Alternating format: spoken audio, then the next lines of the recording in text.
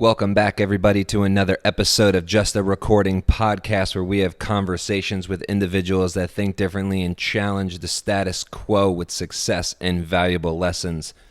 I am so excited to bring you this episode. Is it a long time coming to bring you this special guest who has some incredible news about a new business venture that he is dropping this month, and I can't wait for you guys to check it out. This episode goes deep, and within the first 5 minutes, we talk politics, we talk faith, we talk God, we talk universe. We go in on everything that's going on in the world today, and I think you're going to enjoy this gentleman's viewpoint, not only on the world, but himself and how he shows up each and every day. He is an incredible man, he is a wonderful friend, and he is the pinnacle of somebody that is just a part of his community and gives back every single day. With that being said, if you enjoy this episode, please go on iTunes and give me 5-star rating and leave me some feedback. Let me know how you like the episode. Without further ado, let's go ahead and get into it.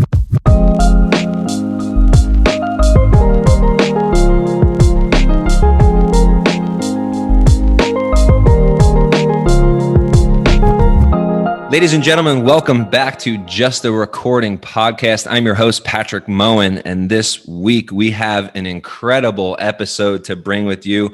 A very special friend of mine, another incredible gentleman that it seems like Raleigh, North Carolina is just the epicenter for incredible human beings. But this is a gentleman that I met through some mutual friends at the center of my universe while I was living in Raleigh, North Carolina. And oddly enough, it was just a very, very amazing coincidence to casually meet this gentleman and slowly just become really, really great friends. This gentleman is such an incredible human being. He makes you think differently. He makes you look at not only your political views, but anything of just the universe and who you are as a person and how you show up and how he shows up. And he makes you and me and anyone that is in the realm of their environment and their surroundings better individuals. And it's just an incredible opportunity to know this gentleman and to know his family and to know his wife. I've had such an amazing joy having really great conversation with this gentleman. And it's a long time overdue to bring you Justin Peterson. What's up, man? How you doing, man? Thanks for having me on. Absolutely. This is a long time coming. I know. I'm excited. We've had a lot of car ride chats and Raleigh Raw coffee chats and post-conscious conversations chats. And do you remember that first time we met in Raleigh Raw at that long table in the back? I do, man. That's the table. Everyone who goes there knows and everyone claims that it's their table too, But just now that we're having this recorded, so for the record, it's really our table. First off, shout out to Raleigh Raw and Sharif, for just creating that space. But I think Doug Stewart claims that table his. I claim that Stewart mine. Greg Perlman claims that table his. Christian, he claims that table his. Gianni claims that table. You claim that table. That's just the spot. There's only probably enough room for about 5 people. But I think I was sitting there with Sharif, Gianni, Greg, and you rolled up and you were kind of on an in and out. And it was just so casual. And Sharif was like, oh, there's a really good friend of mine, Justin. Yeah. And when I first met Sharif and I kind of got brought into the Raleigh Raw scene, it was anyone that Sharif would take the time to introduce me, I took that weight with gold. Yeah. And I knew that you were an important person to be introduced to me. And so as we really evolved and I got to know you so much better, it was so great. It was we have very, very same ideals, the way that you look and really analyze things and don't follow in line with the general population and look at things very, very differently is very intriguing to me. And it really sparked my interest. And I really enjoyed a lot of our conversations because you check a lot of the norm in individuals and in people, and you make them think and analyze different situations, which I think is such an incredible, a tribute to have, not only just as a person, but as a human. I think we can't get in this lane of just thinking the same. And when you look at social media and Facebook's algorithm, it literally, life is being positioned for all of us to literally center all your beliefs and all your thoughts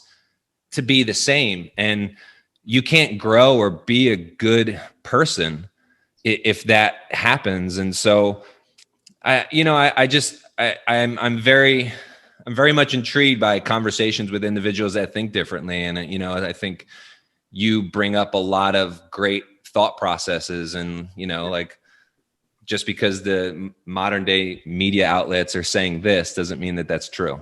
Right. Without a doubt. For the last decade or so, I have really loved the concept of observing the masses. And the phrase goes, observe the masses and do the opposite. But I critique it just a little bit, because if you always do the opposite of the masses, that doesn't guarantee that it's the right move. But if you observe the masses and then evaluate the opposite, or at least evaluate the options, oftentimes you'll find that the masses simply follow the masses because, as humans, we want to do what's safe. We want to do what's acceptable. We want to, make sure that we're accepted inside of the herd, inside of the tribe.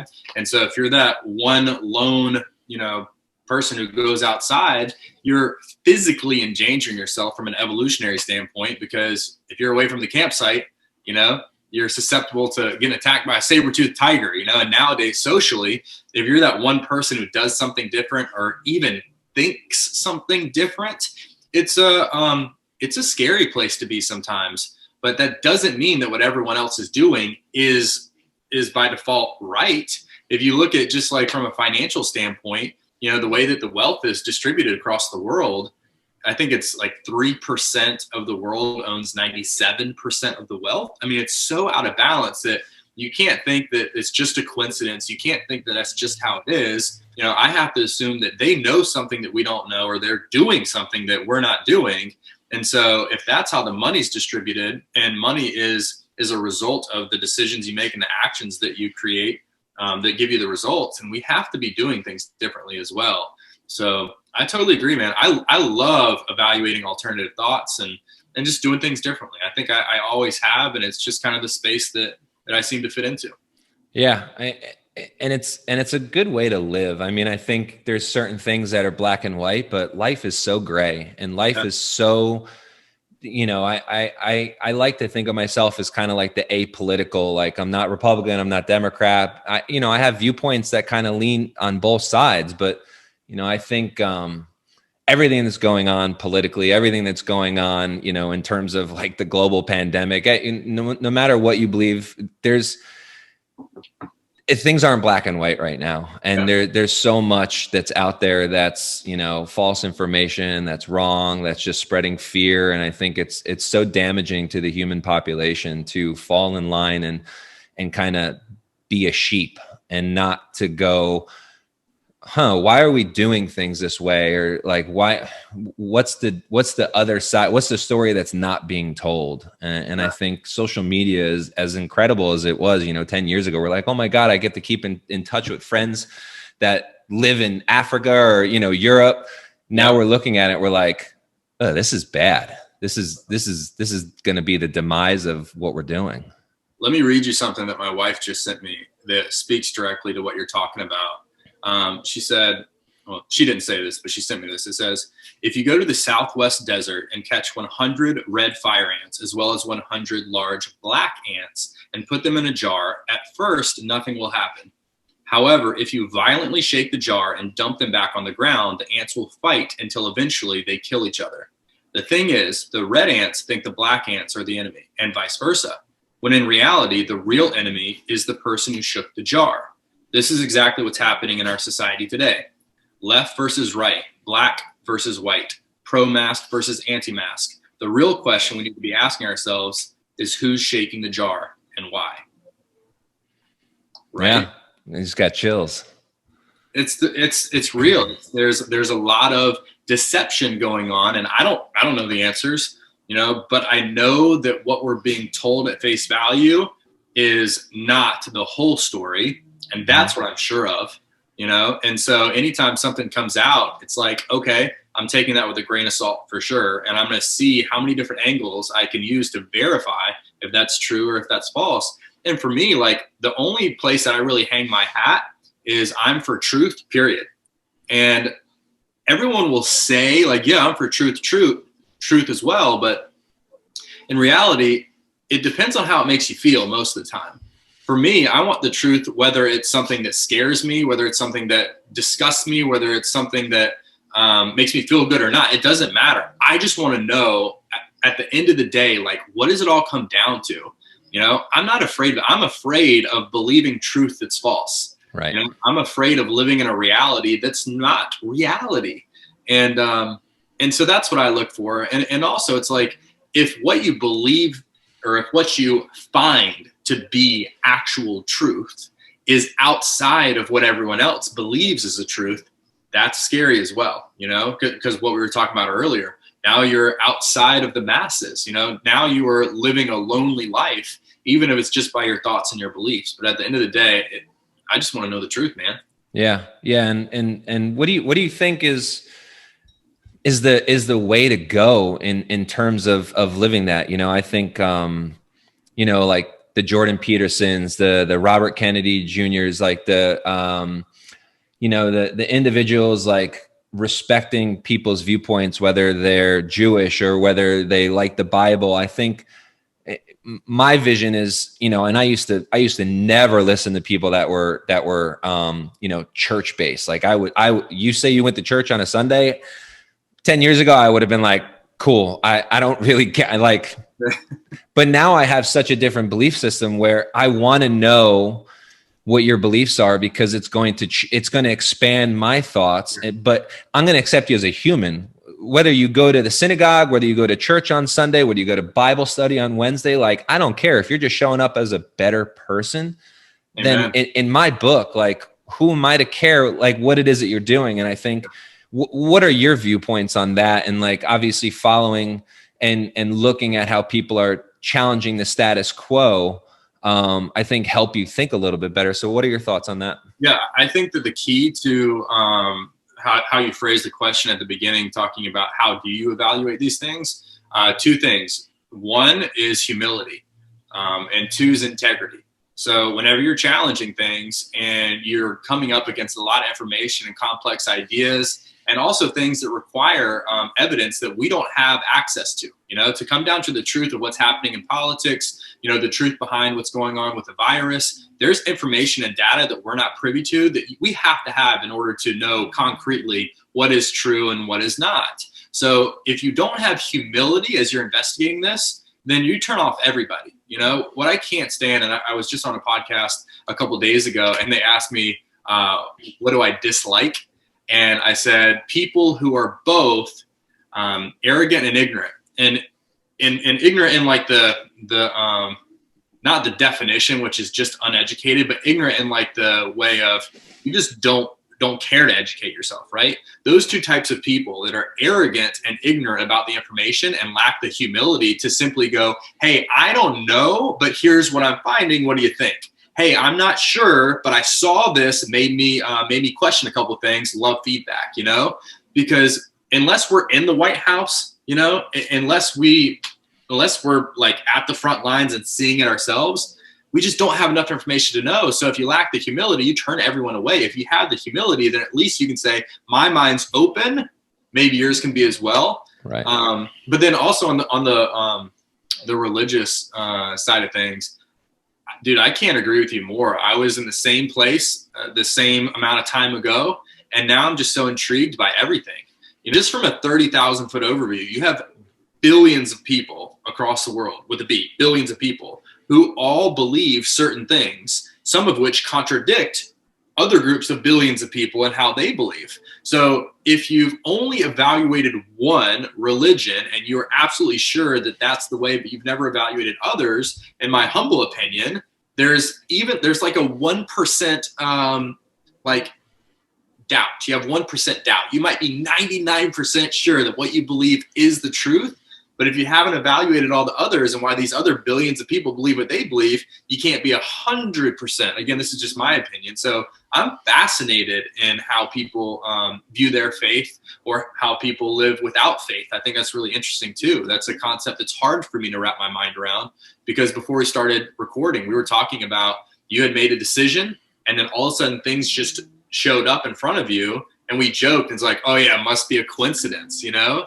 Well, if you believe in some sort of a higher power, you know, you kind of have to believe that coincidences aren't really coincidences. Like, they're serendipitous, energetic events that happen because you've put energy and focus into a certain direction in your life. And whatever you call God, source energy, the universe, whatever it may be, aligns those things for your benefit.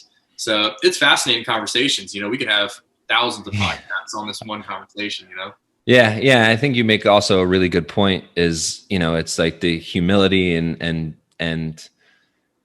you know, when you think of like both sides of the fence, right? Like let's call them like the MAGA side, right? Like super right, hardcore right, left, or excuse me, right wing, you know, where we'll literally die for, you know, Trump, and they're just such a huge supporter. And then you look at the extreme left, right? That is like, you know, the liberal, like, you know, a lot of individuals that live in the West Coast, and you can say the California. I don't agree with as much as like the MAGA side, but more so on the liberal and the left wing side. But if you look, they're just so blinders on, like dead set in their lane. They could care less what anyone else says. It's their way or the highway. And I think that's so damaging to society and growth and what we can do as not only as a country, but just as a world. And I think that you pigeonhole yourself into like a one-way thought process. Yep. And if you take politics out of it, if you just accept that mindset that you're talking about, which is blinders on, you know, your way or the highway, take politics out and apply it to anything else. Apply it to their marriage, apply it to family life, apply it to, you know, their work. It's not a healthy equation. It's not a recipe for a fulfilling life. It's a recipe for disaster in any way that you apply it, because we have to live in nuance. Life is not all black and white. Even the things that we think are black and white, if you're thinking they're black and white, you might be one of the people who have your blinders on. You know, I was having a conversation with a couple people who fit into one of those categories the other day, and I was disputing a couple things, and they just go, I don't understand. All we're doing is talking about facts. We're talking about factual things. How can you dispute it? And I said, I dispute exactly what you just said. That's the whole point. What you know to be true, fact, real, concrete, I have plenty of evidence that tells me that is not even real at all. You know, so it's like where they come down to like the conclusions, like this is what we know to be true no matter what.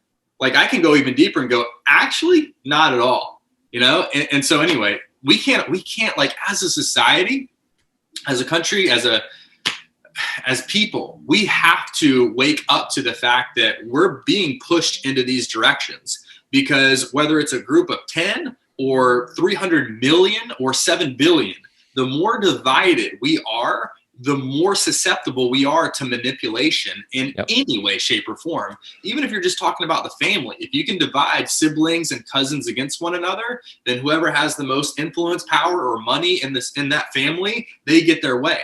But if everyone's united against the minority, then the united majority gets their way. And you were talking about how this mindset is bad for society. It's also bad for democracy.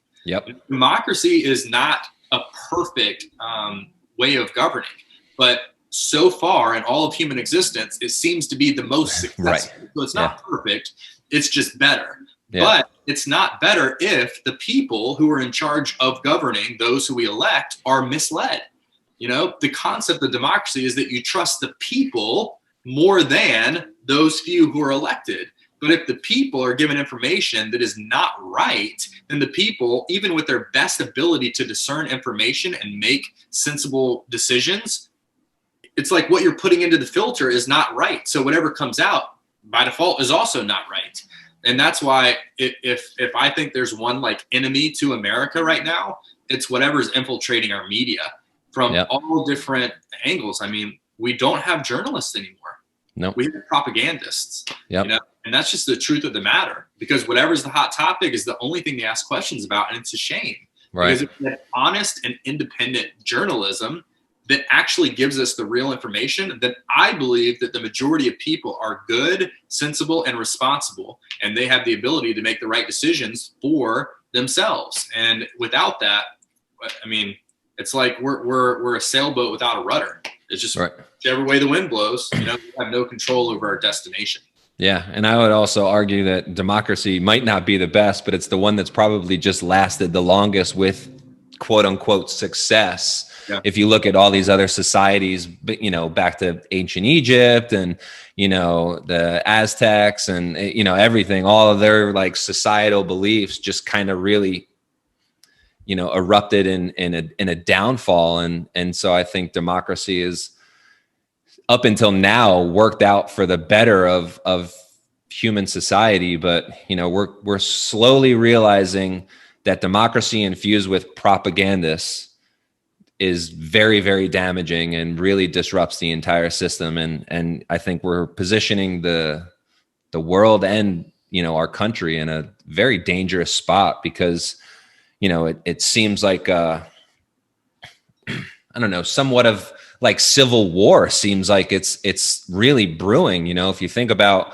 no matter who you support politically coming up in this election, if Trump wins, people are going to be pissed. If Trump loses, people are going to be pissed. And so what's going to happen after that? And if you look at all these riots and everything that's going on, how people are acting and how people are responding and showing up with so much hatred and just so much fear. Yeah. It's a melting pot of just some damaging stuff that could potentially put us off track. Yeah, it has quite a bit. So I hope and pray that whatever is about to happen is for the betterment of our country, because we have so much influence over the world that the stronger we are, I believe the stronger the rest of the world is. And if we implode, it's just, there's going to be decades, maybe, half century or so before everything really rebuilds to the equilibrium that it has been over the last couple of decades. So I hope whoever is in power, whether it remains who we've got or changes, I hope it's the right thing. I really do. Yeah, so we really kind of kicked this off down a rabbit hole, and yeah. I enjoy it. But let's take a few moments to help the listeners a little understand of like who Justin Peterson is. Tell us a little bit about your upbringing, where you're from. Obviously, you have a beautiful family. Let's talk a little bit about life as Justin Peterson. Yeah, so I'd start off by saying that I'm a husband. I'm a father of two boys. They're my pride and joy, Brooks and Kennedy. I'm a rebel with the cause, man. Like we talked about in the beginning, I love to do things differently. I was born and raised in North Carolina, lived in Raleigh for the last 27 years. So I haven't really gone too far away from home.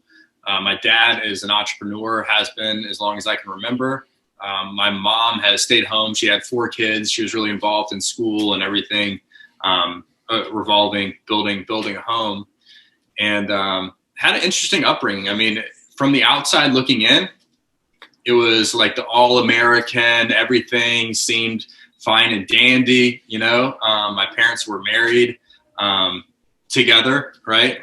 Obviously, if they're married, they're together, but I didn't have a split upbringing. We literally lived in a house on a hill. We lived on a horse farm, so there were big white fences all around. It was just like picture perfect, Yeah.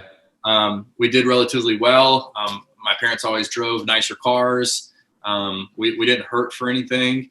And so what was really interesting, and I'll kind of take this conversation down, what I've learned about this, because you asked about my childhood, and this is like my 2020 is learning about my childhood. Like whenever I look back, I'm 80 years old, sitting on the front porch in a rocking chair, looking back on this year, besides the obvious, remembering quarantine and the virus and all that crazy stuff, I'm going to remember what I learned about myself, because, as soon as all this happened, the only thing that I was sure of was that this is an opportunity. None of us knew what was going to happen. None of us knew how long it's going to last or how long it's still going to last, because technically we're kind of still in it, depending on what state you're in. But I knew it was an opportunity. And if the whole world is taking a time out and taking a pit stop and hanging out, I saw it as a way to leapfrog everybody else who was pausing, even though I was scared to death. I mean, I spent over $1,000 just in non-perishable food, I mean, like I've got cans just like exploding out of my pantry. The guest bedroom closet is like a stockpile of food, you know. We got water for days. We got firewood for days. We got chickens in the backyard now. We got gardens. Like, we're set, you know. We're ready to rock and roll. But once the essentials were taken care of and I knew I could protect my family in case things got really, really bad, you know, I had to think of what's best for me. Like, where am I going to go? I had a time out in my career. I wasn't really at a crossroads. I was just at an intersection with infinite number of directions that I could take my life. And so I found a life coach who is a family friend of mine who I never worked with before, but a lot of people who are close to me that I respect have. And Lee, my wife, and I, we went and we've spent like over 60 hours with her at this point this year. I mean, we have racked up a huge amount of time working with her, and it's been revolutionary to me. I went there just seeking advice, like, hey, this is who I am, you know, this is what I've done, this is what I think I want to do, here is what I know about myself, my strengths, my weaknesses, you know, here's where I think I'm falling short. Give me like a full diagnosis, you know, like, let's fine tune who I am and figure out what the best direction is, because this is an opportunity where I can make any move I want to. I can pivot, I can make a lateral move, I can start over, I can do a 180, whatever. And dude, all of a sudden she starts asking about like, what's your earliest memory? I'm like, what was your childhood like? I'm like, okay. So we like peeled back all the layers of the onion, man.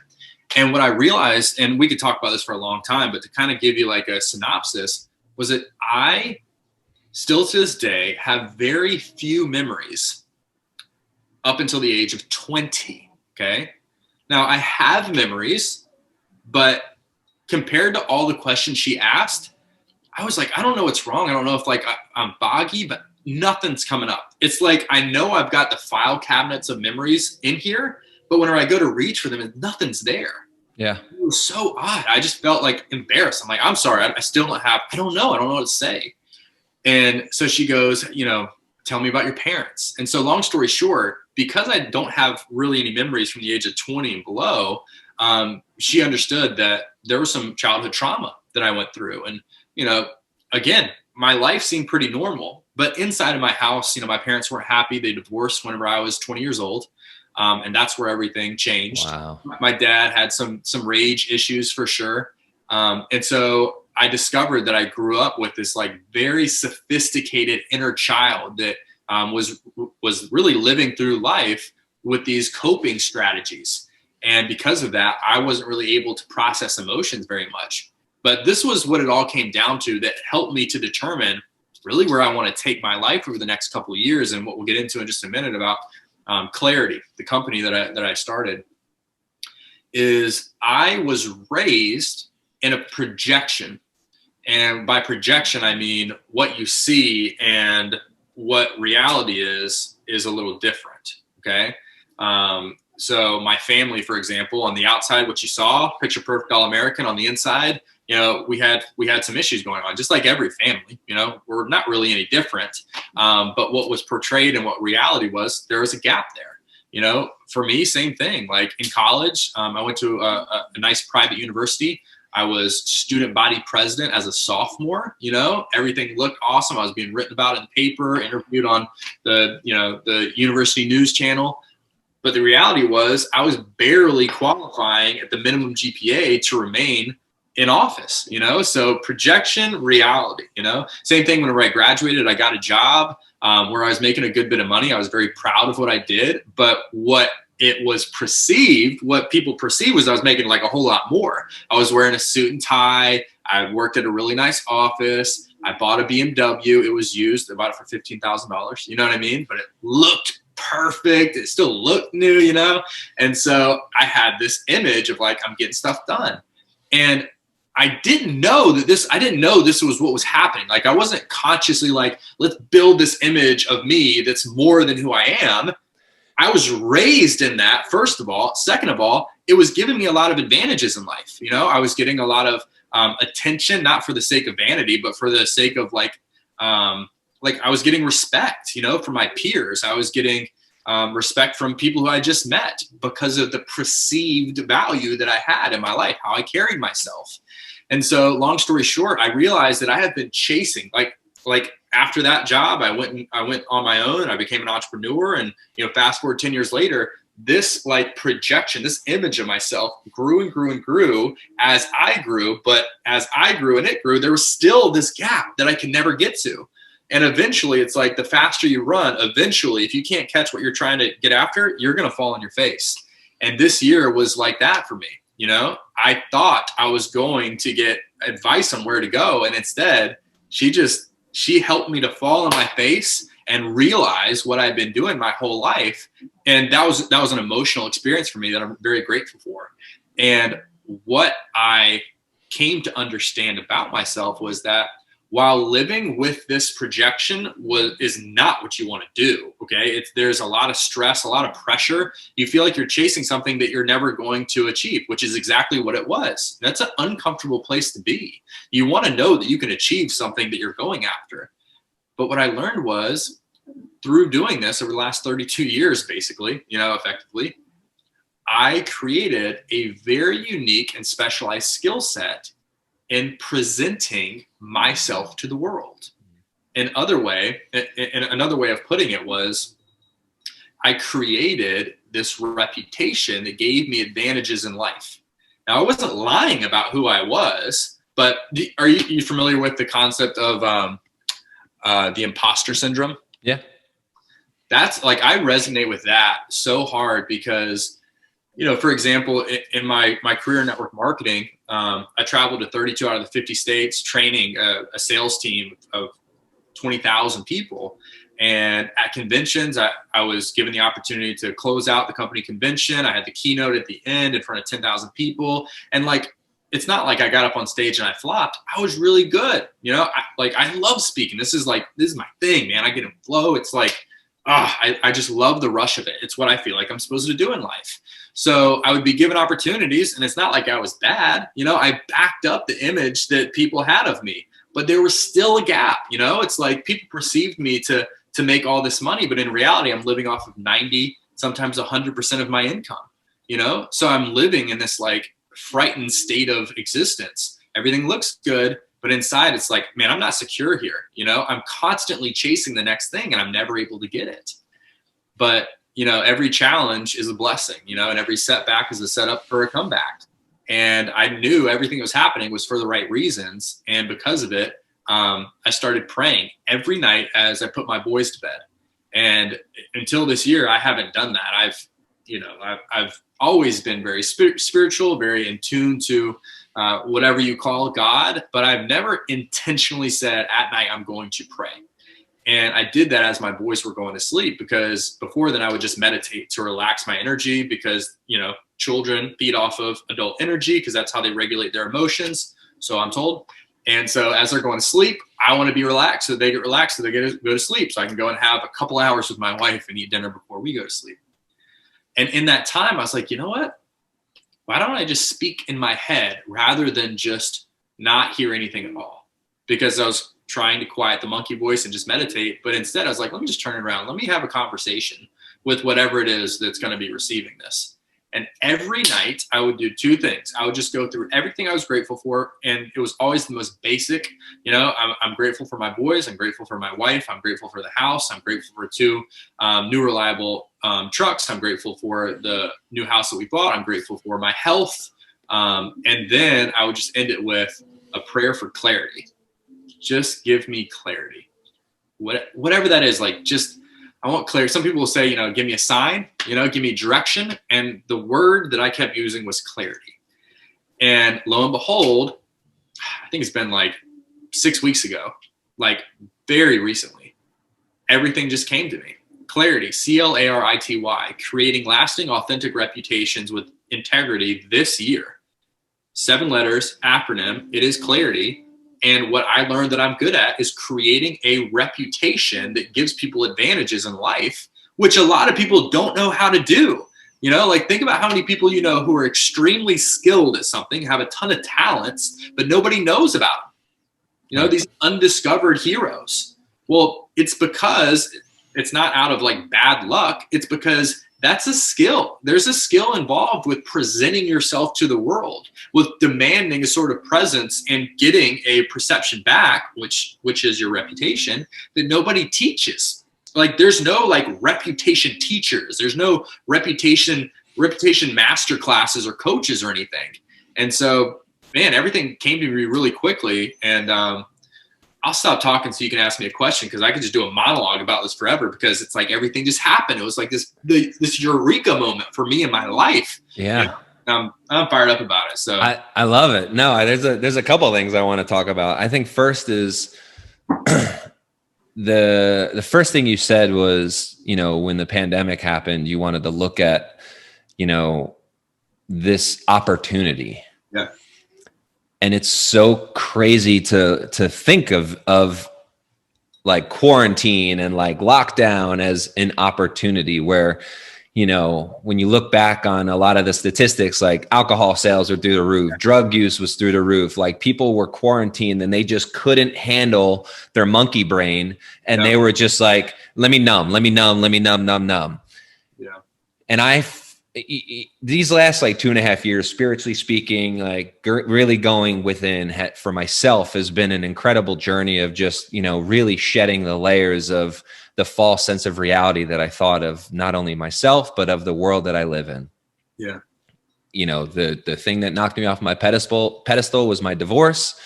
And, ultimately a mutual friend, which is an incredible story of, how we started talking is, Myrna, our spiritual coach that we've both talked to numerous amounts of times, really helped me kind of dissect that in 2019. And so I looked as well as like quarantine and the lockdown as something to go within and to continue to spiritually dissect who I was and where I show up and how I show up in the world. Right. And so I think there's not that many individuals that were able to look at this global pandemic as an opportunity to use it and to come out a better person. And I think, there was a lot of work that I had to do in 2019 that got me to the place to be able to do where I don't know if I did that in 2019, if quarantine would have been the same. I agree. But I feel the exact same way. And so, how did you know that this opportunity of lockdown was something that you wanted to take full advantage of? Because you have a family, you have 2 boys, obviously, scary stuff of, when you look at the fear-based mongering that's going on in the news, like, where do I go? What can I do? You said you bought $1,000 in non-perishable foods. Like, first inclination of a man, right? Like, we want to protect our family. We want to protect what we care about the most. Yeah.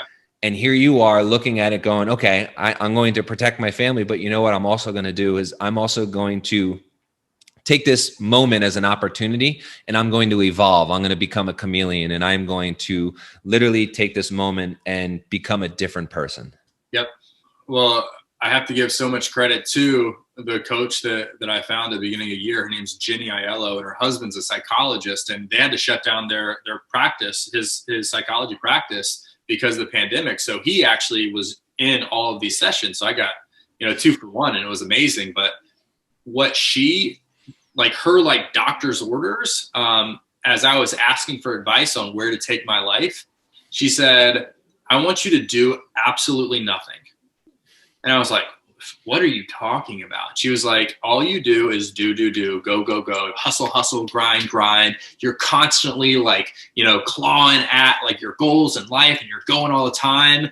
And because we had understood the fact that I was constantly reaching for this projection I was never able to get, she said, I want you to completely stop everything and just be still. And she said, it's going to be very uncomfortable. And it was, man, talk about anxiety. Think about if you have a deadline, okay, whether it be a project, an interview, a podcast or something, and you're forced to wait until the last minute. And you're like, I'm not ready yet. I'm not prepared yet. I'm focused over here. I need to be focused here. I've got nothing done. I'm going to be late. I'm going to fail at it. That sense of anxious, I need to go. I had that all day, every day, because I was told to not do anything. So it's like, it turns into the afternoon. It's like, I haven't done anything, when in reality, I'd spent every waking second with my kids. I was 110% present in what was going on. And I knew that. Like, I don't discount that. I know that being present with my kids is doing something. But as far as like advancing how I contribute to my family and my future, nothing was happening. And she equated it to me being a caterpillar trying to fly and neglecting the cocoon. And I was like, okay. She's like, if you jump off of a tree as a caterpillar, you're not going to fly. You got a cocoon and you got to stick in there until you grow your wings. And she talked about how there was an experiment or something, or maybe it's just a story. But if you break a caterpillar out of their cocoon prematurely, they die, okay? Because it's not done yet. And while the caterpillar is trying to break out of the cocoon, it looks as if it's struggling for days and days and days. It's just struggling to get out, but that's all part of it. And so she said, while you're struggling, you got to stick with it. And sure enough, man, it was like this recipe, like this magical, like curse. And the way to fix the curse was just to do nothing. And then magically everything came to me, and boom, it was like clarity. This is what I'm supposed to do. This is the value I can add to the world. This is how I utilize my speaking, my ability to coach. I've mentored hundreds of people in sales in my life, but that isn't, like, I didn't get fulfillment in taking them from not making any sales to making sales. I got fulfillment in them texting me and saying, hey, my life is better in all these other ways because of the things you've told me. Like the personal transformation that people would go through and the empowerment that they had to tackle anything that they did, whether it was in the business I was working in or not, that's where I get jacked up. And a lot of it comes from confidence, self-esteem, and integrity, and knowing who the heck you are and presenting yourself in a way that commands a certain type of attention where you can take advantage of that to advance yourself through the world. And I just didn't have a concept for it until I did nothing. And it came to me in the form of a phrase or a concept of 2 words. And it's reputation equity. And this, like as soon as I said it, my business partner, who I've known for a long, long time, who is like the best brainstorming mastermind person in the world, I said it and he was like, that's it. That's the $1 million idea, reputation equity. The idea that effectively, it's like monetizing karma. It's monetizing integrity. It's monetizing the goodwill value of who you are as a person. And the concept is an ancient concept. It's not new, but people don't apply it to themselves. In business, whenever a company is sold, literally under under assets is something called goodwill value. And it's basically just the goodwill that they have within the community or that their name has. So like 2 examples, like an old mom and pop restaurant that's been around forever, and it's, Joe's Hamburger Shack. Well, Joe's been a part of the community for 30 years and everyone goes to Joe's because it's Joe's. And even if, a Bad Daddy's Burger shows up next to them, people still go to the one they're always used to. There's a value, an actual literal monetary physical value associated with that if someone buys that restaurant, they have to pay for. And case in point, whenever Amazon bought Whole Foods in 2017, that acquisition was $13 billion. $9 billion of it was for goodwill value. So they bought a $4 billion grocery store chain and paid $9 billion because it was called Whole Foods. Mm-hmm. So if people applied that same level of attention and filtered everything they did through that same lens, but to their personal name, like a company does to their name brand, then we can realize that we have this like phantom bank account that's constantly growing or declining depending on how you're presenting yourself and how in alignment and integrity you are with what your values are to the world, how much value you're adding to other people. In exchange, you have this account that you can leverage in good times and live off of in bad times, And I'll tell you one really quick story, Patrick, that kind of puts everything in perspective. I was in Palm Beach, Florida. I'm working on a book, and I'm in love with the Kennedys and fascinated with their family. And they have owned an estate, a big mansion on the beach in Palm Beach until a little while ago that they sold it. But JFK would work out of this house in Palm Beach, and it was called the Winter White House. And he wrote his inaugural address from the back patio overlooking the ocean.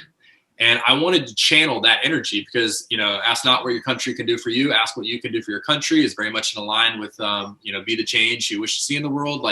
That is like I just feel like that's the answer to everything. All the world's problems, if you focus on yourself and fix you and everyone else does the same thing, then we are by default all fixed, right?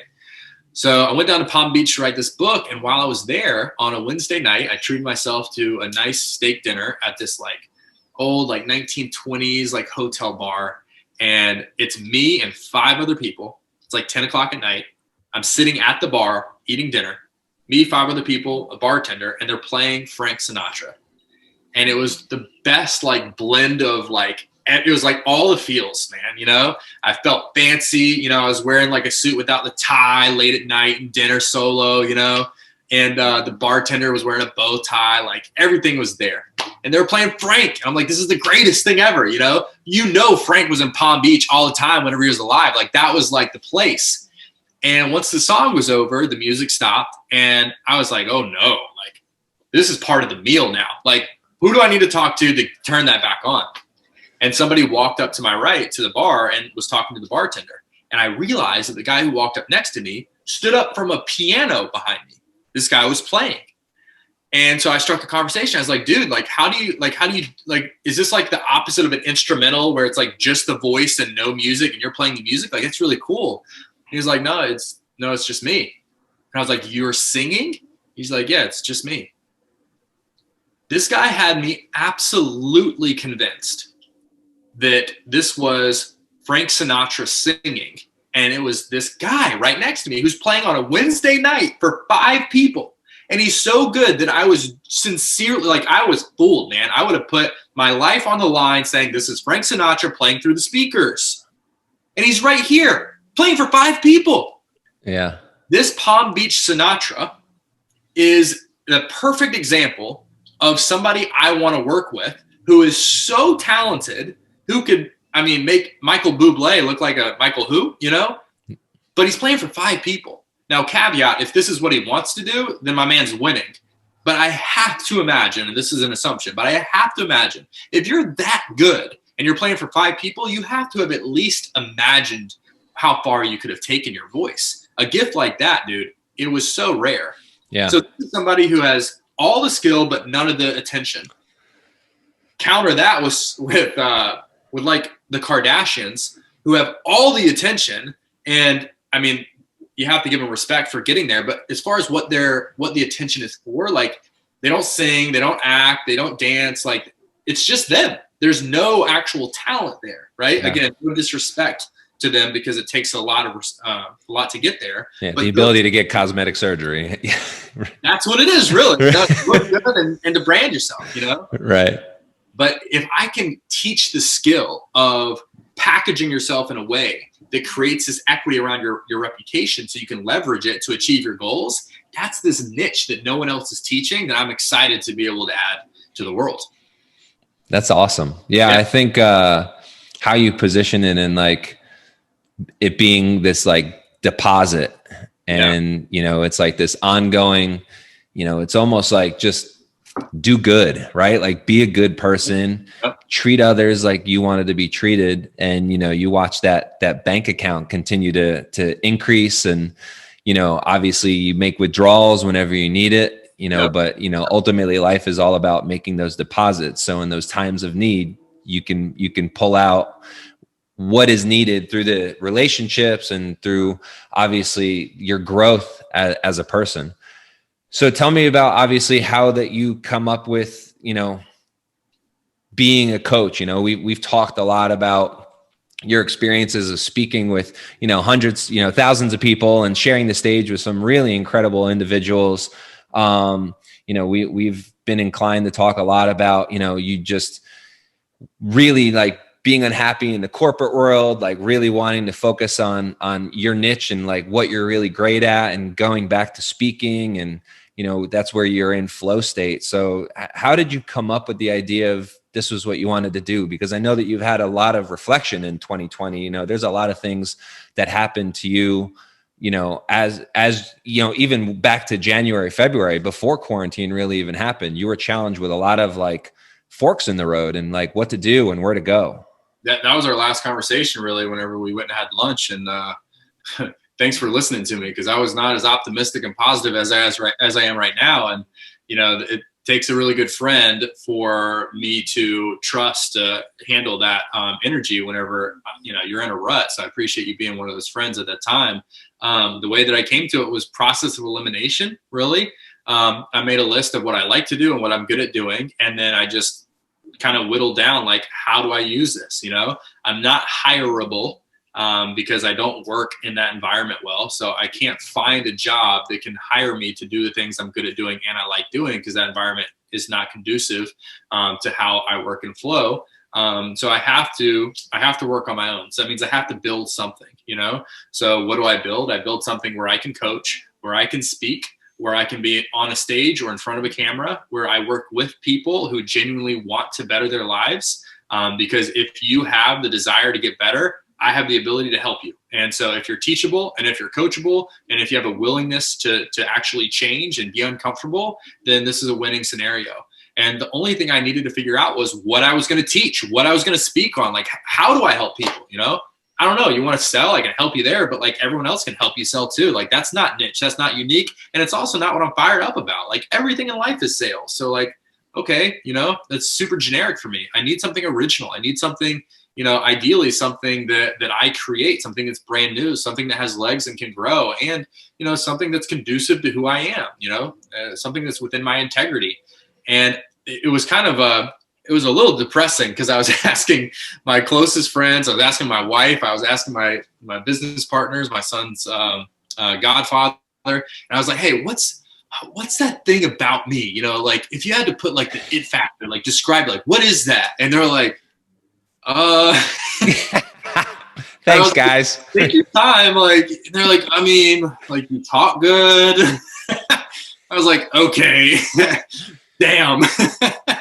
But it was because there wasn't a phrase for it until I created it. The reputation equity is what I have, like, and I'll give you examples. Like, I've been offered jobs where I've had no experience in. I've been offered partnerships in companies and industries that I don't have any knowledge of necessarily.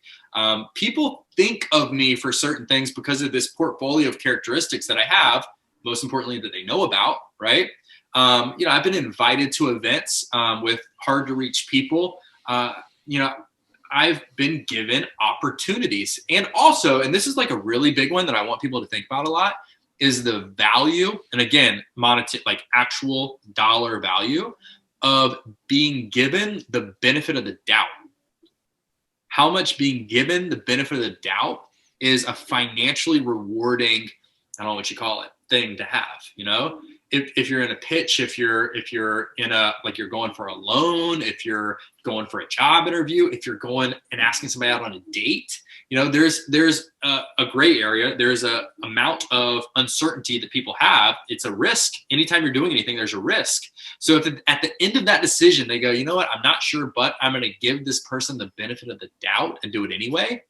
Okay, you're going to get the job because you got the benefit of the doubt. You're going to get the date because you got the benefit of the doubt. You're going to get the loan. You're going to get the business partner. You're going to get the sale. Like, having the benefit of the doubt is enormous. It's an enormous life hack that people don't think about. They think that it's just luck. Well, I'll just give them the benefit of the doubt. It's like, oh, he just got lucky. No.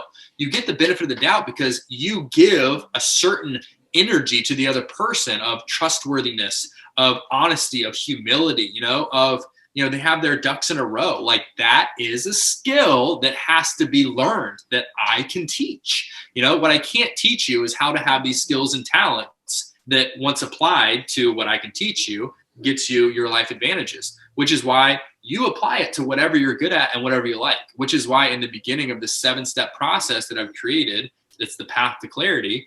The first 3 things are, what do you want? What are your aspirations? 2, why do you want that? What's your inspiration for that? And 3, what does it look like? Customization. How do we customize it into this ideal reputation of this new you that eventually we're going to present to the world so you can reintroduce yourself? I'm so excited, man. Thank you for having me on this podcast so I can talk about this. Like, yeah. I love this conversation because most of these conversations happen in my head. Yeah, right. Yeah. Talk to somebody else, and I'm like, I know I'm talking a lot, but that gets me excited because there's a lot to talk about with it, No, I love it, man. And you're just such a perfect person to have these conversations, because those first few moments when I met you, I knew immediately, not only just from your energy, but from your aura, but how you showed up, like integrity, right? Like your integrity as a new acquaintance that I just met. It was like, as soon as we met, I knew this was somebody that I wanted to be friends with. Every time we saw each other after that, it was always you went out of your way or I went out of my way to make sure that we said hello to one another. Yeah. You know, introducing me to your family, introducing me to your wife, like the people that you care the most about, you know, that showed me how much you valued this new relationship that we created. And let's be honest, you meet a lot of different people every day. You meet a lot of different individuals. And for you to take the time to recognize somebody, to see them, and when I say see them, like to literally actually see them, goes so much further than just surface level bullshit.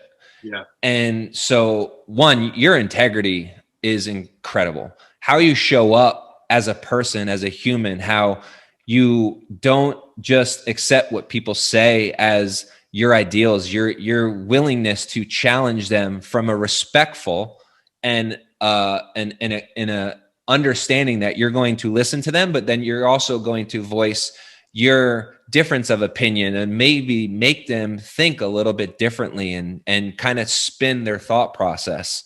And I think community, right? How you've shown up in the community at Raleigh spoke volumes about not only who you were, because everyone that I talked to when I was like, oh yeah, I met Justin, and they're like, oh my God, he's an incredible, amazing person. Like, you know, you're going to love him to death. He's awesome. And so you and I, it's a very new friendship. It's probably a little over a year, but man, from that first moment when we met, I knew that you were a true, real friend and could be somebody and is somebody that if I needed to shoot the shit with or talk to or call, that you would pick up the phone and take the 5 minutes to talk to me. And, 2017, 2018, what really kind of knocked me off my pedestal at my divorce and a lot of loss of friends, whether it was, some friends losing their life to cancer or just, the slate kind of getting wiped clean. The universe did that for me for a reason.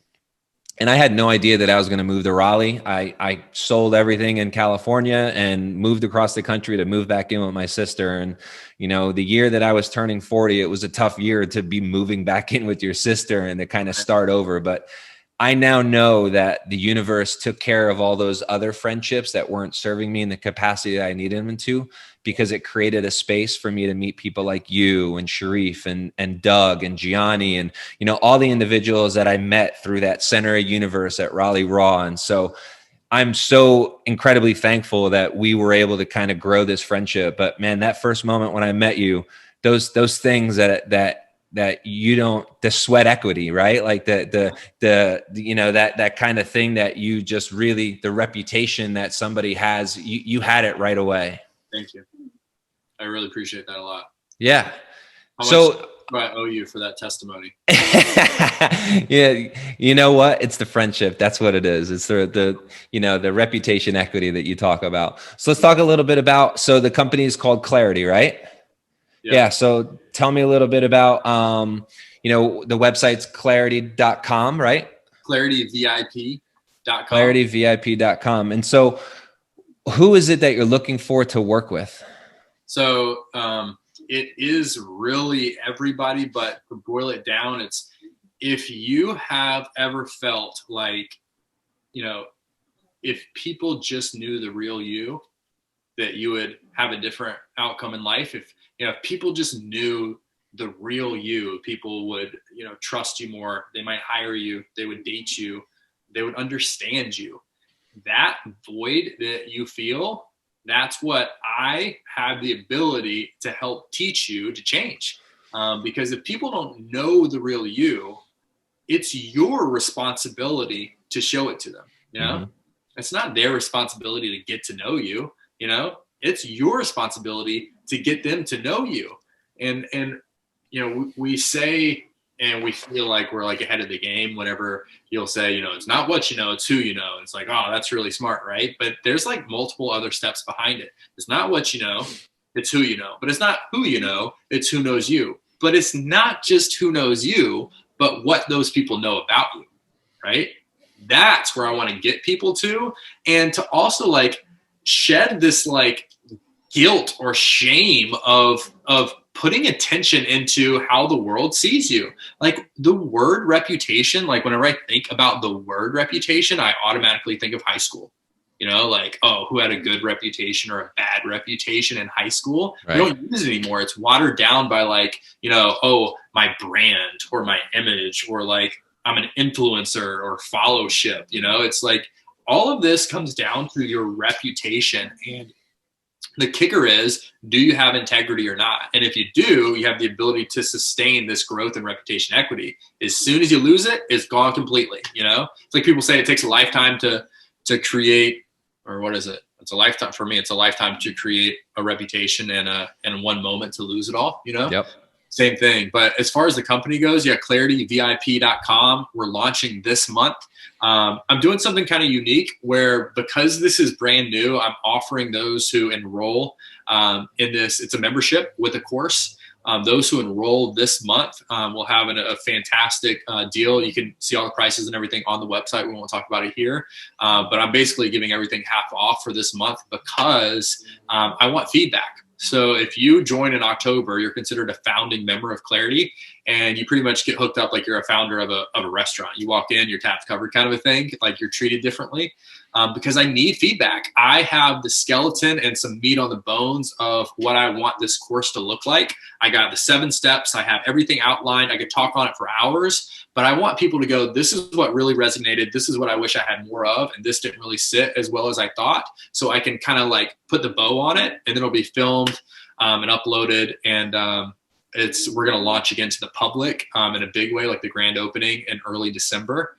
Which I'm pumped about. But check out the website. Like I was telling you earlier, I didn't hire anybody to do this. I made it myself early in the morning over the last like month or so, and I'm pretty proud of it. I taught myself how to do it. And shout out to the people who, it's Kajabi. It's an amazing platform. Use them. So yeah, check it out. And Patrick, seriously, thank you for allowing me to tell my story and to share what happened to me this year. And, you know, a ton of respect to you for putting on this podcast. And, you know, you probably haven't thought about it this way, but you just creating the space and giving people the time to tell their story, and then you putting energy into sharing it to the world is building your reputation equity, because you're adding value to everybody's lives. And so I appreciate you doing this for me, and I appreciate our friendship as well. So thank you a ton. Yeah, absolutely. Yeah, the website's ridiculously incredible. I loved it. You gave me a little sneak peek so I could check it out and, you know, poke around and look at it. But, you know, you really, when I first met you and learned a little bit more about you, and, you know, heard that you've spoken on stages, and then like when you see these pictures where you're in like, you know, stadium style seating and, you know, 10,000 people in the audience, and, you know, you're on this gigantic stage, you really look at, you know, how you can commend, you know, the entire audience's attention. And so I think you have something here. There's something really interesting about what it is of this reputation equity. And, you know, I think that you have the ability to really kind of take this and grow something incredible about it. So a lot of it's going to be, it's like class style trainings. So, and everything's kind of recordings of you on the website when you subscribe. Yeah. And so there's 2 main components to it. One, and not in any particular order, but one is the actual course itself. It's 7 steps that takes you through. The titles of them are aspiration, inspiration, customization, and then the like linchpin to it all, like the one in between the if there's 7, the 4th one is the one in the middle, right? So the 4th one is clarity. So once you know what you want, why you want it, customized what your life's going to look like with this new reputation, then we figure out what it takes to create it. And what it takes to create it is the part where you find clarity, right? And those first 4 steps are the steps that like 99% of people never go through. For me, I only focused on the last 3 because I didn't know that I needed to calibrate really what I wanted. I just thought I knew what I wanted. You know, I thought I knew why I wanted it, but I never really evaluated it until this year. But step 5 is transformation. Okay. So now that you know what it takes to get there, the transformation piece is actually doing it. Okay. Step 6 is reintroduction to the world. So it's showing people the new you. And step 7 is how the world reflects this new you back to you, which is your reputation. So you go from figuring out what you want all the way to this reputation that you've customized and have clarity on and have created. And so those are the 7 steps. So there's 2 main facets of clarity. One is the course, and 2 is the membership. And the membership is extremely valuable because, I mean, as we talked about, you living in Raleigh and now Atlanta, finding that community of people who are like-minded, the value there is you can't put words on. Whenever you find people who are going through the same things as you learn off of one another. There's accountability that happens there. There's encouragement that happens there. And there's just like, you go through this path to clarity and you've got, 95% of everything you need, but that 5% you're just not sure of, you can get that from just a post in the community saying, hey, I'm having trouble with X, Y, and Z. What have you guys done? People comment A, B, C, and you're like, oh, that's what I needed. Thank you so much. So the membership is a small subscription every month. And the course is really like, it's the success path. It's taking you from where you are to where you want to be. And it's like if you think about this dream you have in your head, and like you can see clearly what you want your life to be like. It's like that's the destination, and you know where you are right now, but the path to get there sometimes is really, it's foggy and it's cloudy. Well, as soon as you have a path, as soon as you have like this recipe, this like GPS that shows you, like, for sure, if you take this right turn and this left turn, you're going to get there. All of a sudden the fog and the clouds are gone. And then you get really excited. And that's what this path to clarity gives you is, this is who I want to show up as in the world. These are the characteristics I want to embody. This is what I want to use my strengths for. This is what I want to be known as. This is the legacy that I want to have whenever I'm gone. And look, it's you haven't completed the process if you just know what you want your legacy to be, but you never tell anybody about it, or you never show the world who you are so that whenever you're gone, they actually say the legacy that you want. But you have the ability to create that, Yeah. the ability to create that. But if you're not, if you feel like your results and your potential aren't matching, and you've been trying your best and haven't gotten there, then you might need a coach to help you get there. And I don't want to be considered a coach, but definitely a trainer, because through my personal experience, I have found, almost like by accident, that I'm really good at this. And I love to help people. And so I'm able to train in a way that it's palatable and people digest it and people understand it, and then they can act on it. So I'm effective at it as well. Yeah. And that's where I come in. Yeah. I've talked about it. I think it's almost considered like a leap of faith, right? Like you have this goal in mind, it's very foggy, you don't know how to get there. And I talked about it, for me, using it as an example, on a podcast with Letty. And 2019 to 2020 has been very much just like this leap of faith. And there's a part of the Indiana Jones movie when he's like, trying to get, from one point to another, and he has to take this leap of faith, and literally like you're blindly taking a step. Yeah. And you don't know that there's a bridge there that you're going to step on because you can't see it when you're taking the leap of faith. But, in the moment when you have a community, when you have, I don't want to say a coach, but when you have an individual that believes in you, when you doubt yourself, and you have those individuals that you can reach out to and question and know, hey, if you fall, not only are we going to be here, but the universe, God, whatever it is that you envision at that energy source has got you. They're going to support you no matter what. And so taking that leap of faith and venturing into the unknown so that you can reach that end goal that you envision for yourself, that you might not know how to get to because you can't get a roadmap to how to get there. You just know that you want to get there some way, shape, or form. Right. I think the community to support you and to help you in that leap of faith is something that is much needed, because when I look at a lot of the things that I was looking to do in my leap of faith, if I didn't have, you and Sharif and Raleigh Raw and Conscious Conversations and Myrna and, everyone to be able to have the conversation with Doug Stewart, I wouldn't have been able to make it the way that I did, not only spiritually speaking, but professionally. I couldn't agree with you more, man. People don't have enough of a value placed on community, but whenever you really think about it, it's everything, man. It really is. Cool. Well, I really appreciate you taking the time to chat with me. I feel like we could go for another 2 more hours just shooting the shit and just kind of talking about Clarity VIP and just everything that's going on in the world. Um, I'm really excited for you. This is really exciting. I think that one, I definitely want everyone and all the listeners to go check out clarityvip.com. Definitely follow Justin on social, Justin Peterson, right? I think it's Justin_Peterson is your handle. Yep. Instagram is Justin_Peterson, the number 1. Yeah. So make sure you go check him out. And I appreciate everyone tuning in.